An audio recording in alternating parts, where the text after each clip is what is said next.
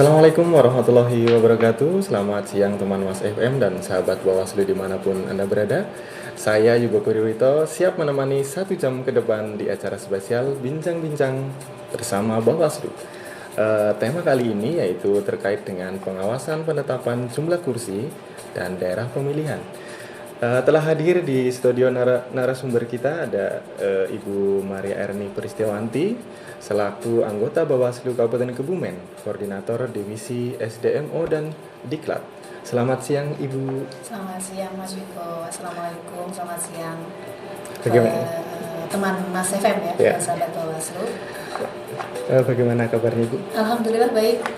Suasananya sedikit syahdu ya, gerimis gitu. Tapi saya kira tidak mengurangi semangat kita untuk talk show siang ini. Dan selanjutnya ada narasumber kedua, Bapak Badrus Zaman selaku anggota Bawaslu Kabupaten Kebumen, koordinator divisi pencegahan, partisipasi masyarakat dan hubungan masyarakat. Betul nih Pak. Selamat siang Pak. Selamat siang Mas Eko. Bagaimana kabar? Puasa lancar ini? Alhamdulillah lancar. Alhamdulillah. Kami juga ucapkan selamat menunaikan ibadah puasa kepada teman Mas FM dan sahabat Bawaslu dimanapun Anda berada. Langsung saja nih Pak. Boleh. Seperti yang kita tahu bahwa tahapan pemilu 2024 telah berlangsung dan puncak pemilu sendiri itu tanggal 14 Februari. Pak. Nah, sebelum kita masuk ke tema ini, saya ada pertanyaan untuk mungkin bagi pendengar atau teman Mas FM terkait dengan siapa itu Bawaslu dan posisi dan peran dalam pemilu itu seperti apa. Saya coba tanyakan ke Ibu, ke Bapak Badrus. Bagaimana posisi Bawaslu dan peran dalam pemilu Bawaslu sendiri itu bagaimana Pak? Ya, terima kasih Mas Eko. Bawaslu itu adalah lembaga badan pengawas pemilihan umum ya, atau lembaga yang mengawasi semua jalannya proses penyelenggaraan pemilihan umum ya. Jadi bukan hanya mengawasi KPU sebagai penyelenggara teknis, tapi seluruh penyelenggaraan gitu. Di Kabupaten Kebumen atau sebelum Kabupaten Kebumen ya Mas Bawaslu itu di RI ada 5 anggota, kemudian di provinsi ada 7 kalau Jawa Tengah ya 7, kemudian di Kabupaten Kebumen ada 5. Saat ini Bawaslu Kebumen juga sudah memiliki jajaran ad hoc ya Mas Yuko di kecamatan, masing-masing kecamatan itu 3 anggota, dan juga jajaran ad hoc di pengawas pemilu desa. Masing-masing desa 1 pengawas. Jadi kita sudah memiliki 26 kali 3 ya di 26 kecamatan pengawas, kemudian 460 di desa kelurahan begitu. Jadi kita mengawasi seluruh proses penyelenggaraan ya, karena penyelenggaraan pemilu itu tidak hanya yang diselenggarakan oleh KPU, tetapi segala hal yang menyertai penyelenggaraan secara teknis di KPU gitu. Dalam konteks saat ini kita sedang beririsan ya, atau bersamaan ya Mas, bersamaan mengawasi beberapa tahapan. Di antaranya adalah tahapan daftar pemilih, pemutakhiran daftar pemilih. Kemudian yang baru saja ini akan kita bahas tahapan baru selesai ya, penetapan dapil dan alokasi kursi ya untuk DPRD Kabupaten Kebumen yang oleh KPU RI telah ditetapkan pada tanggal 6 Februari 2023 ya. 6 Februari itu 9 ya. Ya, di PKPU tertanggalnya jelas tertera di sana begitu. Dan tahapan-tahapan lain Mas Iko. Jadi yang akan kita bahas ini bagian penting hari ini ya, tahapan karena pasca penetapan dapil pun masih proses Mas Iko. Yeah. Masih proses panjang untuk sampai kepada surat suara per dapil ya. Nanti kalau ditanyakan akan saya ceritakan sedikit Mas Iko. Iya, siap. Nanti kita akan sampai ke sana. Ya. Sebelumnya saya juga mau bertanya Bu, jadi langsung masuk ke tema kita yaitu pengawasan penetapan jumlah kursi dan daerah pemilihan. Sebenarnya dapil itu apa sih Bu? Kalau boleh dijelaskan secara singkat untuk teman Mas FM yang Kalau tadi sudah dijelaskan di awal ya, pembukanya ada penataan dapil seperti itu. Kalau dapil itu sebenarnya kan kepanjangan dari daerah pemilihan ya Mas Yugo ya. Daerah pemilihan atau kalau secara definisinya itu ya kecamatan atau gabungan kecamatan atau bagian kecamatan yang dibentuk sebagai kesatuan wilayah atau daerah berdasarkan jumlah penduduk untuk menentukan alokasi kursi sebagai dasar pengajuan calon oleh pimpinan partai politik dan penetapan. Gitu. Seperti itu. Apakah dalam penetapan itu ada semacam prinsip atau yang harus diawasi oleh Bawaslu? Jadi sebelum ke sana ya Mas ya. Jadi sebenarnya daerah pemilihan atau dapil ini kita ada pelaksanaan penetapan dapilnya itu kita dasar hukumnya adalah Undang-Undang 7 tahun 2017 tentang pemilihan umum, kemudian PKPU nomor 6 tahun 2022 tentang penataan dapil ya dan alokasi kursi, kemudian keputusan KPU nomor 457 tahun 2022 tentang jumlah anggota DPRD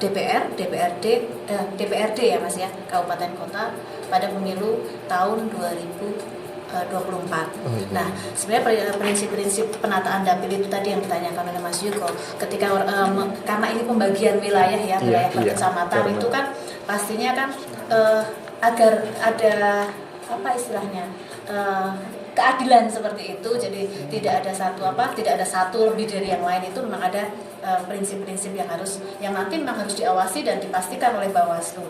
7 prinsip itu adalah kesetaraan nilai suara yang pertama. Jadi upaya untuk meningkatkan nilai suara atau harga kursi yang setara satu dapil. Kemudian ketaatan pada sistem pemilu yang proporsional. Kemudian yang ketiga itu proporsionalitas. Itu kesetaraan alokasi dengan perhatikan kursi antar dapil agar tetap terjaga perimbangannya gitu. Kemudian integritas wilayah. Integritas wilayah ini memperhatikan beberapa provinsi, beberapa kabupaten kota atau kecamatan yang disusun menjadi satu dapil untuk daerah perbatasan. Dengan tetap perhatikan keutuhan dan keterpaduan wilayah serta mempertimbangkan kondisi geografis, sarana perhubungan, infrastrukturnya begitu, dan aspek kemudahan transportasi. Kemudian yang kelima itu tentu saja ketika kita dalam satu dapil itu harus berada dalam satu cakupan wilayah yang sama.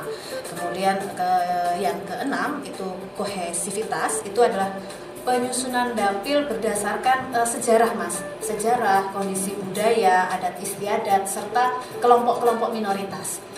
Dan yang terakhir dari prinsip penataan dapil itu adalah kesinambungan. Artinya penyusunan dapil itu dengan memperhatikan dapil yang sudah ada pada pemilu sebelumnya. Jadi ini memperhatikan pada pemilu 2019 yang lalu. Itu seperti apa begitu. Jadi alokasi misalkan kecuali nanti memang ada perubahan-perubahan lainnya gitu ya. Saya kira begitu Mas Yugo. Jadi Bawaslu memastikan 7 prinsip yang tadi Ibu sebutkan itu terpenuhi.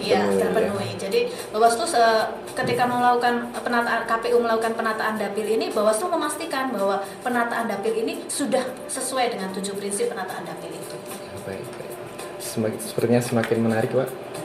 Tapi sebelum saya bertanya ke Pak Badrus, sahabat baik untuk kita lanjutkan jeda berikut. Jeda dulu kita. Siap. Terima kasih teman Mas Evan dan pendengar Bawaslu, sahabat Bawaslu yang dimanapun ini masih menyaksikan bincang-bincang Bawaslu edisi dengan tema pengawasan tahapan penetapan jumlah kursi dan daerah pemilihan. Lanjut kita bertanya kepada narasumber kita Pak Badrus Zaman terkait dengan proses dan tahapan dan proses ini, penetapan dapil dan alokasi kursi selama beberapa bulan ya Pak ya. Kalau dari November ya, kalau sampai Februari berarti November, Desember, Januari, Februari, hampir 4 bulan. 4 bulan ya. Itu seperti apa Pak?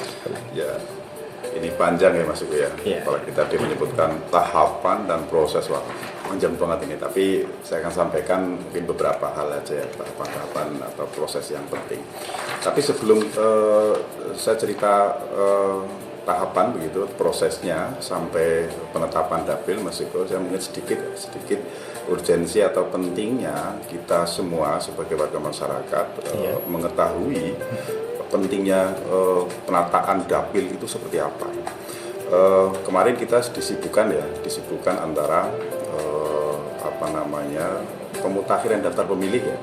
Jadi kalau pemutakhiran daftar pemilih itu dimulai dari coklit sampai nanti di Juni penetapan DPT, sampai yang tidak ada dalam DPT itu nanti akan dapat memilih di hari pemungutan suara melalui atau menggunakan KTP elektronik ya. Sebelum ke sana penetapan DPT dan penetapan dapil ini dalam konteks ini sangat penting. Dalam konteks pemilu adalah tahapan terpenting gitu. Meskipun tahapan lain juga sangat penting karena memang prasyarat untuk penyelenggaraan pemilu ya. Pemilunya tanggal sehari begitu, tanggal 14, tapi proses untuk menuju ke sana panjang banget kita. Gitu ya kira-kira Mas Yuko ya. Jadi kalau penetapan DPT atau pemutakhiran daftar pemilih itu adalah manifestasi dari amanah konstitusi perundangan kita. Undang-undang tidak hanya Undang-Undang 7 ya, tetapi Undang-Undang Dasar 45 bahwa untuk dapat memilih itu di prasyaratnya itu terdaftar dan memiliki KTP elektronik. Nah ini adalah manifestasi dari hak politik Mas Iko. Ini mantan akademis ya Mas Iko. Hak politik kan ada dua ya secara konstitusional begitu. Hak memilih dan hak dipilih begitu ya. Nah hak memilih ini adalah administratifnya itu di DPT, penetapan DPT. Nah hak untuk dipilih itu adalah administratifnya, itu cukup panjang, ini adalah di dapil. Iya, jadi pertama itu dapil, kemudian sampai kepada penetapan dapil, sampai nanti digunakan oleh partai politik itu mendaftarkan para calegnya, ditempatkan di dapil mana. Setelah itu baru pencetakan surat suara, ya kan? Surat suara itu nanti kan per dapil beda ya. Nanti, surat suara itulah yang akan digunakan oleh pemilih dengan dasar DPT dan KTP elektronik itu tadi itu untuk dipilih. Nah, dua hal ini adalah hak konstitusional di perundangan kita, Undang-Undang Dasar, hak politik memilih dan dipilih. Ini agak akademis ya Mas. Kalau tadi Bu Maria teknis di perundangan kita, itu prinsip-prinsip penataan dapil. Sekarang pemutakhiran daftar pemilih juga masih berlangsung ya. Kemarin baru tanggal 5 ditetapkan DPS, nanti sampai Juni akan ditetapkan menjadi DPT. Prosesnya juga panjang ya, ada DPS, HP dan sebagainya. Nah, antara penetapan DPT atau pemutakhiran dengan penataan dapil ini adalah dua sisi mata uang dalam konteks hak politik untuk dipilih dan memilih. Kenapa ini saya sampaikan adalah dua hal, karena ini yang terpenting manifestasi dari hak politik warga negara Indonesia untuk dipilih dan memilih. Nah, keduanya ini sudah proses ini, masuk cerita proses tahapan. Kalau daftar pemilih itu adalah sumbernya adalah dari DP4 ya, DP4 daftar penduduk potensial pemilih pemilu 2024 itu disinkronkan dengan daftar pemilu terakhir atau daftar pemilih berkelanjutan 2020. Itu jumlahnya untuk Kabupaten Kebumen itu 1 juta lebih ya, lebih 50 sampai 60 ribu. Karena DP4 ini kan juga daftar penduduk, tetapi hanya yang berumur 17 tahun sampai hari pemungutan suara ya. Potensialnya sampai tanggal 14 Februari 2024. Dan atau belum 17 tahun tetapi sudah menikah ya. Ini DP4. Jadi jumlahnya 1 juta sekian lebih ya. Kalau kemarin DPS ditetapkan 1 juta 70 ribu sekian ya. Nah, bedanya dengan angka untuk penataan atau perancangan angka dapil adalah dari DAK Kemendagri ya, DAK 2. Kalau tadi DP4 pemutakhiran, kalau dapil dari daftar agregat kependudukan per kecamatan. Nah, ini per kecamatan inilah yang akan digunakan oleh teman-teman KPU untuk merancang atau menata tadi yang disampaikan Mbak Maria soal proporsi hitungan ya, jumlah penduduk. Nah, sesuai ketentuan Kebumen itu penduduknya 1 juta atau sesuai DAK ya 1.400.000 sekian. Iya. Sehingga sesuai ketentuan kalau penduduk di atas 1 juta adalah jatah kursinya adalah 50 ya. 1 juta sampai 3 juta itu jatahnya adalah 50. Di atas penduduk 3 juta itu jatah kursinya adalah 55 misalkan gitu. Meskipun pakai usulan ya ke KPU RI. Di bawah 1 juta itu jatah kursinya adalah 20 sampai 45 ya. Jadi kalau Kebumen clear, jatah kursinya adalah 50 kursi untuk anggota DPRD Kabupaten Kebumen. Nah, DAK 4 ini yang 1.400.000 itu semuanya masuk kok. Mulai dari hitungan DAK 4 itu yang penduduk baru lahir sampai yang usia lanjut gitu. Jadi semuanya itu. Nah, kemudian DAK 2 ini prosesnya agak panjang Mas Yogo, tapi saya cepat saja ini digunakan oleh KPU Kabupaten Kebumen untuk menghitung per kecamatan adakah kecamatan yang kosong jatah kursi ya. Kalau di Kebumen ada, yaitu Kecamatan Bonorowo, Kecamatan Sadang dan Kecamatan Poncowalno ya. Kenapa begitu ada jatah kursi? Karena hitungannya kan per kecamatan ya. Per kecamatan itu minimal ya. Ya, jadi hitungannya DAK 2 1,4 juta penduduk dibagi tadi ketentuan yang lain yaitu 50 kursi. Ketemunya itu 28.000 sekian. Jadi ada 3 kecamatan Ponorogo, Sadang dan Poncowalno yang penduduk satu kecamatan itu tidak mencapai yaitu kurang dari 28.000. Makanya ada konsep penggabungan kecamatan itu agar memiliki jatah kursi. Tetapi penggabungan kecamatan ini juga boleh saja tidak digabungkan ya, misalnya ada satu kecamatan kok setelah dibagi ya 1,4 dibagi 50 kemudian diproporsikan atau disinergikan dengan jumlah kecamatan dengan 26 kecamatan begitu, ketemunya kalau Kebumen rumusnya kan 6 sampai 8 ya. Jadi paling sedikit itu nanti per dapil, kalau tadi disebutkan 7 dapil begitu. Itu masing-masing dapil 6 sampai 8 gitu. Ini agak rumit ya Mas Yuko, tapi barangkali ini pendengar Mas FM dan sahabat Bawaslu ada yang mencatat gitu ya. Karena tadi Mas Yuko tanya proses tahapan ini panjang sekali, tapi ini tahapan penting, sangat penting, memang harus masyarakat dan semua stakeholder harus memahami ini. Jadi dasarnya ada begitu. Nah, bilangan pembagi penduduk ya, BPPD ya, bilangan apa Mbak Maria? Bilangan pembagi penduduk ya, tadi 1,4 dibagi 28 gitu ya, dibagi 50 ketemunya 28 begitu. Jadi beberapa kecamatan memang digabung, kemudian harus proporsi, sinambung, kohesivitas dan sebagainya tadi yang Bu Maria sebutkan 7 prinsip. Itu begitu Mas Yuko, prosesnya panjang. Nah, tanggal 6 itu mulai dari KPU menghitung dengan dasar DAK 2, kemudian sosialisasi ke DPR, ke masyarakat, kemudian mengusulkan ke KPU RI. Nah, kemudian tanggal 9 ya, tanggal 9 ditetapkan kemarin melalui PKPU penetapan dapil, jatah alokasi kursi dan 7 dapil gitu. Itu prosesnya Mas Yuko sebetulnya sangat panjang. Habis ini di dapil karena sudah ditetapkan, maka proses selanjutnya adalah partai politik mengusulkan atau mengajukan caleg-calegnya per dapil itu kepada KPU untuk ditempatkan di dapil mana saja. Setelah itu baru pencetakan suara, jumlahnya berdasarkan penetapan DPT. Ini kan selalu nyambung ya.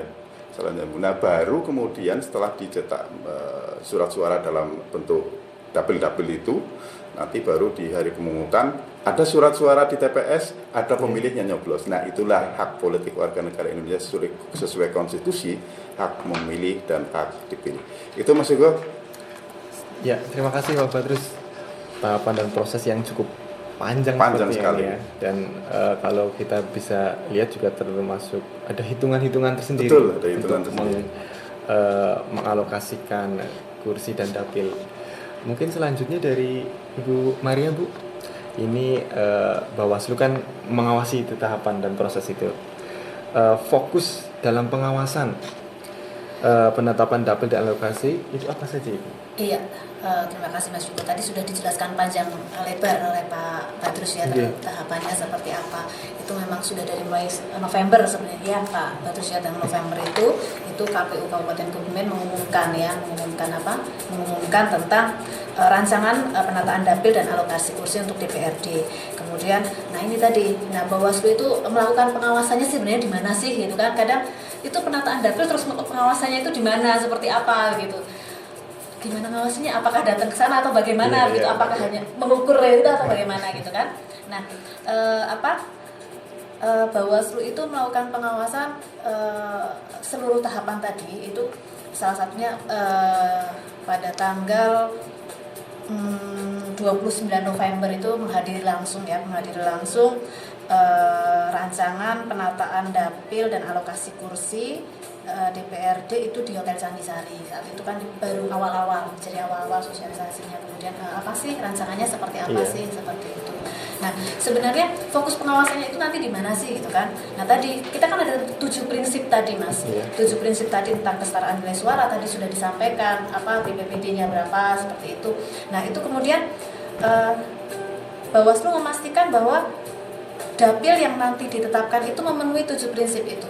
Itu yang pertama. Kemudian kalau berbasis data itu yang basis data yang digunakan adalah yang termutakhir. Tadi adalah termutakhir. Kesesuaian antara alokasi kursi yang ditetapkan dengan jumlah tadi sebenarnya sudah disampaikan oleh Pak Badrus. Apa saja fokus pengawasannya tadi sebenarnya sudah disampaikan. Tapi karena diceritakan panjang lebar, ini saya masih dapat poin-poin gitu. Sebenarnya sama Mas. Gitu. Jadi kesesuaian antara alokasi kursi yang ditetapkan dengan jumlah. Jadi ini saya semacam merangkum apa yang tadi disampaikan. Jadi saya merangkum apa yang tadi disampaikan Pak Badrus itu, bahwa kesesuaian antara alokasi kursi yang ditetapkan dengan jumlah DAK 2 di daerah atau di dapil tersebut. Nah, kemudian berdasarkan peta wilayah tadi. Jadi fokus pengawasannya juga berdasarkan peta wilayah. Jadi Bawaslu memastikan bahwa peta wilayah yang digunakan adalah peta yang termutakhir juga. Artinya mengupdate.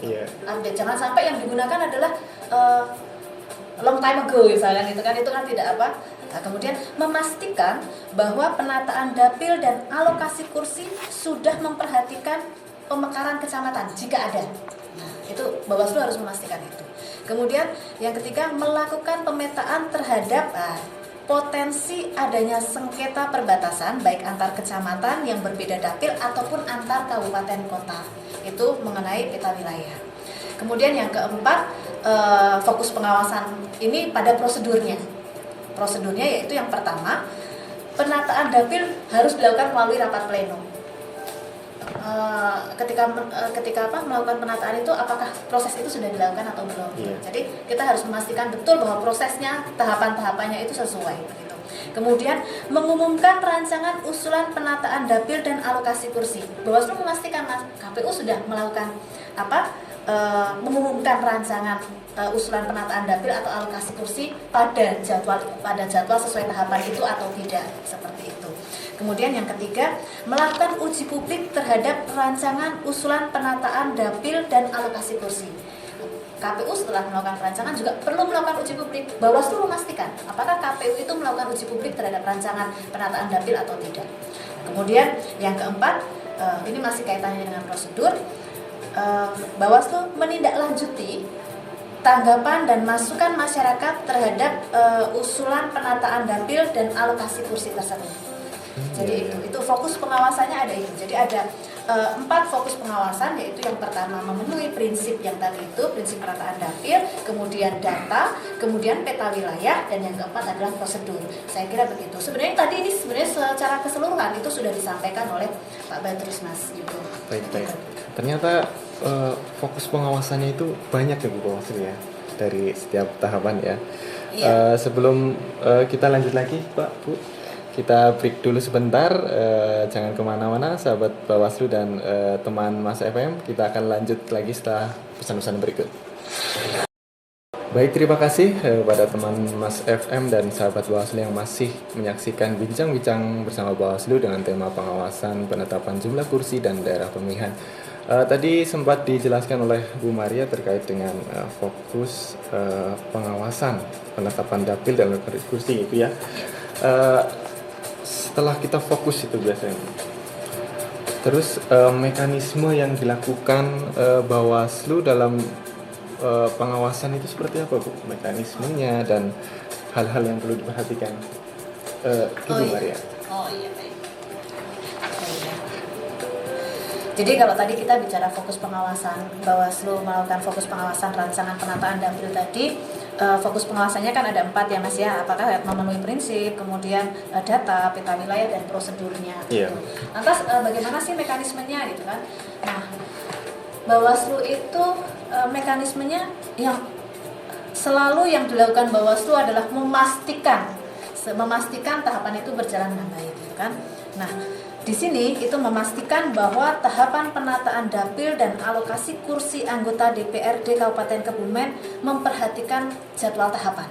Oh gitu. Ya, sesuai jadwal tahapan. Jangan sampai tahapannya sudah berjalan, belum ada misalnya belum ada pengumuman atau bagaimana. Jadi kita memastikan betul tahapan penataan dapil dan alokasi kursi anggota DPRD Kabupaten Kebumen itu memang sesuai dengan jadwal tahapan.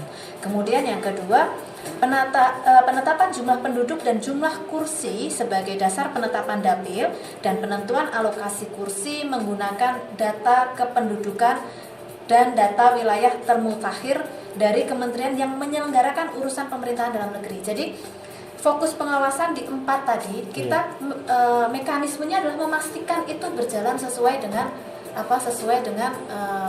tadi yang sesuai dengan regulasinya seperti itu. Kemudian penetapan jumlah kursi. Jadi Bawaslu memastikan bahwa penetapan jumlah kursi anggota DPRD Kabupaten Kebumen sebagaimana memedomani ketentuan jumlah kursi anggota DPRD Kabupaten Kebumen yang diatur dalam undang-undang. Kemudian memastikan bahwa KPU menindaklanjuti semua masukan dan tanggapan masyarakat terhadap usulan penataan dapil dan alokasi kursi anggota DPRD Kabupaten Kebumen. Jadi ketika proses itu berjalan kan ada masukan, ada tanggapan. Ketika Bawaslu Kabupaten Kebumen harus memastikan bahwa masukan dan tanggapan itu ditindaklanjuti oleh KPU gitu kan. Kemudian memastikan bahwa penetapan seluruh dapil dan alokasi kursi anggota DPRD Kabupaten Kebumen dilakukan melalui pleno dan ditetapkan dalam keputusan KPU.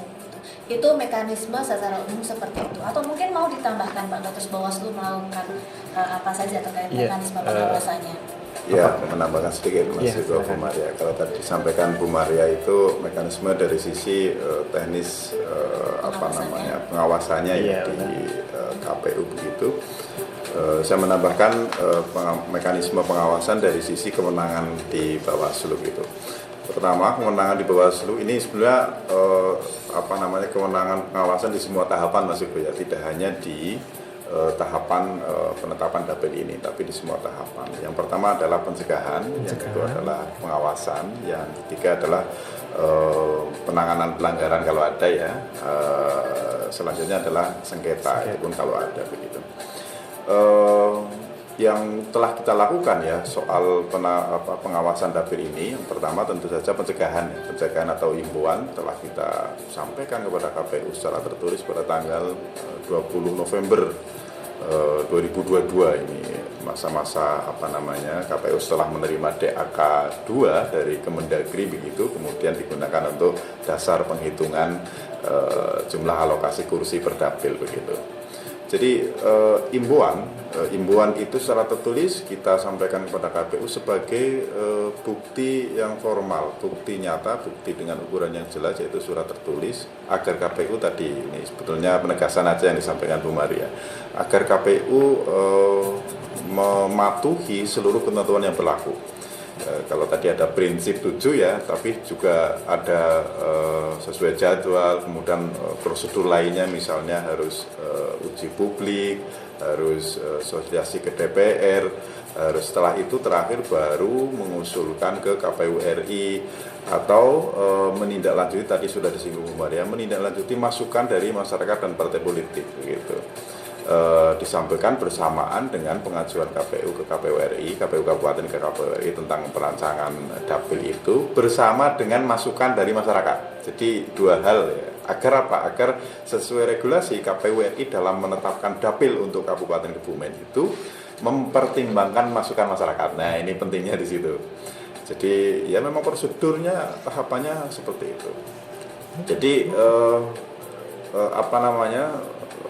masukan atau tanggapan dari peserta atau masyarakat secara umum itu juga menjadi pertimbangan KPU RI. Misalnya begini, tapi di Kebumen tidak terjadi Mas Igo, tidak terjadi dalam arti masukan yang melanggar, diduga melanggar salah satu prinsip tadi yang disebutkan Bu Maria. Misalnya kesinambungannya, peta ya, misalnya daerah Petanahan, Pejagoan, Kirong itu nyelusup ya ada Kecamatan Alian misalnya, itu kan secara peta itu terpisah.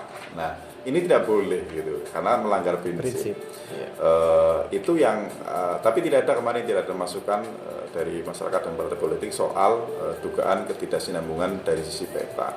Dan Bawaslu juga tidak, sampai penetapan kemarin tidak menerima masukan ya dari masyarakat dan partai politik. Sehingga kegiatan mekanisme Bawaslu dalam pengawasan itu ya di pencegahan, himbauan, dan pengawasan. Jadi tidak ada penindakan pelanggaran, begitu. Sengketa juga tidak ada, begitu. Begitu Mas Iko. Ini untuk jadi dalam proses tadi penetapan tidak ada yang mengajukan keberatan ya Pak? Dari masyarakat maupun partai tidak ada. Tidak ada, tapi dalam proses kemarin informasinya di KPU ya ada 2 partai politik yang memberikan masukan ya, tapi itu kan masukan dan respon ya. Setelah ditetapkan oleh KPU RI itu tidak ada keberatan ya. Setahu kami tidak ada keberatan atau sanggahan atau apa tanggapan yang disampaikan ke KPU maupun Bawaslu begitu. Jadi memang menjadi kewenangan KPU RI ya kan. Tadi juga masukan dari 2 partai politik juga secara regulasi juga dilampirkan ya pengajuan KPU Kabupaten ke KPU RI begitu. Kalau atau mungkin bisa saya tambahkan? Silakan Bu. Maria. Jadi tadi sudah disampaikan Bawaslu sudah melakukan apa saja gitu.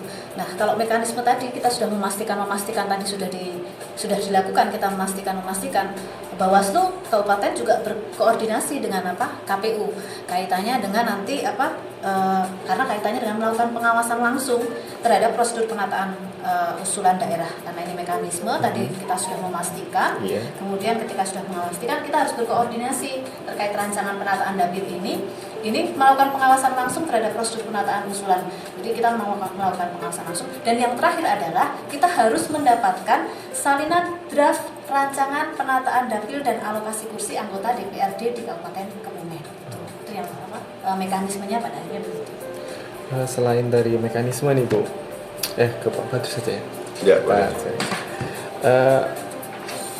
Adakah perubahan Pak dari pemilu tahun 2019 ke pemilu 2024 mendatang? Adakah perubahan jumlah kursi dapil atau alokasi kursi yang terjadi Pak? Ya, sesuai regulasi yang ditetapkan KPU ya, kalau tadi sudah disinggung juga di atas penduduk 1 juta itu 50 kursi clear.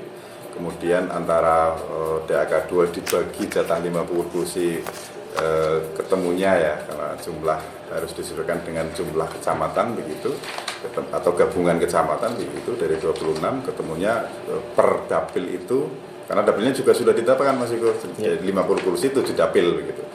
Jadi masing-masing dapil antara 6 sampai 8 begitu ya. Nah, perubahannya dari tahun 2019 ke tahun 2024 ini di dapil 6 dan dapil 4 ya, atau di dapil 4 sampai dapil 4 dan dapil 6 ya Mas Iko ya. Nanti dicek lagi begitu. Jadi perubahannya hanya dapil yang 1 itu dulu 6 sekarang menjadi 7, dapil yang dulu 2019 8 berkurang 1 ya, jadi dari 8 jadi 7, yang dulu dari 6 tambah 1 begitu. Nanti dicek di dapil 4 dan dapil 6 begitu, dibandingkan teman-teman Mas FM dan sahabat Bawaslu bisa membandingkan Dapil 2019 dan 2024. Tetapi karena sudah ditetapkan KPU dan Bawaslu tidak menemukan dugaan pelanggaran kesalahan pembagian BPBD dengan jumlah penduduk, ya tidak ada kesalahan itu, artinya jumlah penduduk setelah dibagi 28.000 gitu dari ketemu 26 kecamatan dan 7 dapil, itu sisanya kita sudah pastikan sisanya itu diambil sesuai urutan regulasi itu terbesar. Jadi misalnya dari 7 dapil itu sisanya kok hitungannya itu di bawah 28.000 sisa hitungan itu, maka yang mendekati 28.000 itulah yang ada pengurangan begitu, penambahan atau pengurangan. Kira-kira seperti itu Mas Eko. Jadi pada prinsipnya sih tidak ada perubahan ya, 50 kursi dan 7 dapil ya. Perubahannya hanya pada dapil 4 dan 6 gitu. Baik. Sepertinya semua proses tahapan dan sudah diawasi semua oleh Bawaslu ya. Dan tidak ada perubahan jumlah kursi ya Pak Ibu ya? Betul, jumlah kursi tetap 50 gitu ya. Sepertinya waktu kita sudah 10 Wah, menit cepat lagi. sekali Mas Hugo. Berarti lain Tidak kali terasa. kita harus talk kembali nih Bu Maria. Ya, jadi biasanya begini, talk show itu kalau asik, kalau serius itu waktunya jadi cepet Pak. Oh gitu ya. Iya, waktunya jadi cepet. Untuk memasuki masa akhir Pak, di diskusi kita ini, bincang-bincang bersama Bawaslu, ada masukan atau pesan untuk masyarakat? Ya, untuk pesan-pesan saya dulu ya Bu Maria ya. Monggo, Ya, silakan. saking tidak sabarnya ini. Oh, gitu. Jadi pesan-pesan untuk masyarakat, mari ikuti bersama sebagai bagian dari kesadaran kita, wawasan politik kita begitu. Jadi jangan kemudian dapil ini, wah ini dapil urusannya KPU sama partai politik sama Bawaslu, bukan. Dapil ini adalah fasilitas utama menuju adanya surat suara. Begitu. Jadi setelah dapil ini sekaligus penegakan, setelah penetapan dapil, baru usulan dari partai politik untuk mengusulkan caleg-calegnya di dapil mana saja, baru dicetak surat suara sesuai dengan jumlah kebutuhan yang ditetapkan oleh DPT. Jumlahnya, nah baru di tanggal 14 antara proses penetapan dapil dan penetapan DPT ini ketemu di satu hari, yaitu di satu TPS. Hak politik untuk dipilih itu adalah orang-orang caleg-caleg yang terdaftar dalam surat suara, berarti awalnya dari dapil. Hak memilihnya adalah orang-orang atau pemilih yang terdaftar dalam DPT maupun yang memilih menggunakan KTP elektronik. Setelah itu baru kemudian dapil dan jumlah pilihan pemilih menjadi jumlah kursi. Jadi terakumulasi bukan jumlah kursi ya. Siapa yang menduduki kursi 50 dalam 7 dapil itu Mas Eko. Dapil itu Jadi, seperti panggung ya? Iya Panggung begitu. untuk- Iya, ini tahapan yang sangat penting ya dalam konteks perspektif hak politik warga negara sesuai dengan Undang-Undang Dasar 1945. Wah, ini pelajaran PKN ini Mas Eko. Ya. Untuk selanjutnya Gitu, Bu Maria. Iya, tadi sudah kita sudah bicara panjang lebar terkait mekanismenya, kemudian kita sudah terkait fokus pengawasannya, tahapannya, gitu kan. Nah, pada akhirnya kan kita tahu bahwa di Kebumen itu ada berapa dapil gitu. Jadi nanti silakan kita mengajak masyarakat ya, minta mengajak masyarakat untuk bersama-sama melakukan pengawasan pemilu 2024 gitu.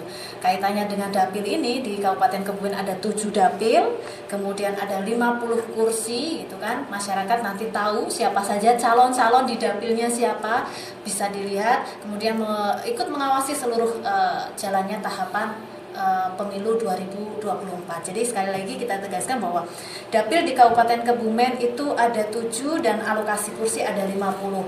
Detailnya satu-satu dapil ini mana, dapil itu mana, ada semuanya. Silahkan saja nanti kita juga mengajak ini Mas Yugo. Kalau saya sebutkan satu-satu nanti teman Mas FM dan sahabat Bawaslu tidak mau berkunjung ke sosial media Bawaslu Betul, gitu kan. betul, ya. Makanya kita mengajak masyarakat untuk berkunjung ke sosial media Bawaslu, ke website, kita juga ke YouTube Ke ya. kantor boleh Bu Maria? Oh boleh, nanti ya? boleh ke kantor. Nah, kita juga minta like dan subscribe-nya gitu kan.